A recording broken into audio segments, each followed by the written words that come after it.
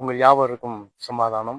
நிறைய ஃப்ரெண்ட்ஸ், நீங்க மகிழ்ச்சியா இருப்பீங்க நான் கர்த்தருக்குள்ள விசுவாசிக்கின்றேன். இந்த நாளிலும் நம்முடைய தேவனாகிய கர்த்தர் இந்த விசேஷித்த சாம்பர் புதன்ல நமக்கு அவருடைய வார்த்தை நினைப்பூட்டி நாம் அதை செய்ய இன்றைக்கு ஆலோசனை தந்து நம்மை ஆசீர்வதிக்க சித்தம் வைத்திருக்கிறார்.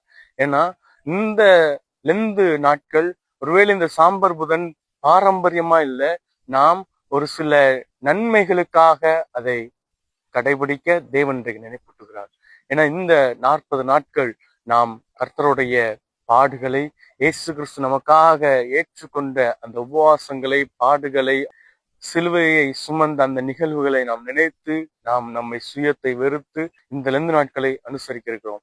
எனவே நம்முடைய தேவனாகிய கர்த்தர் அவர் நினைப்பூட்டுகிற என்ன அப்படின்னா, இந்த லெந்து நாட்களிலே நாம் தேவனோடு இசைய இன்றைக்கு நினைப்பூட்டுகிறார், தேவனோடு இணைய இன்றைக்கு நினைப்பூட்டுகிறார். ஒருவேளை உலக பிரகாரமாய் அல்ல, ஏதோ ஒரு காரியங்களுக்காய் அல்ல, ஏதோ ஒரு நன்மைகளுக்காக அல்ல, எப்பொழுதும் தேவனோடு இணைந்திருக்க இந்த நாட்களை பயன்படுத்தி நீங்க அதை புதுப்பித்துக் கொள்ள தேவன் இன்றைக்கு நினைப்பூட்டுகிறார். அதாவது இந்த நாட்கள்ல உபவாசம் இருப்பது, சுயத்தை வெறுப்பது என்று சொல்லி நாம் இருக்கிறதை நாம் தேவனோடு இணைந்து வாழ, அவரோடு இணைந்திருக்க இவைகளை அங்கே உபயோகப்படுத்த தேவன் இன்றைக்கு நினைப்பூட்டுகிறார்.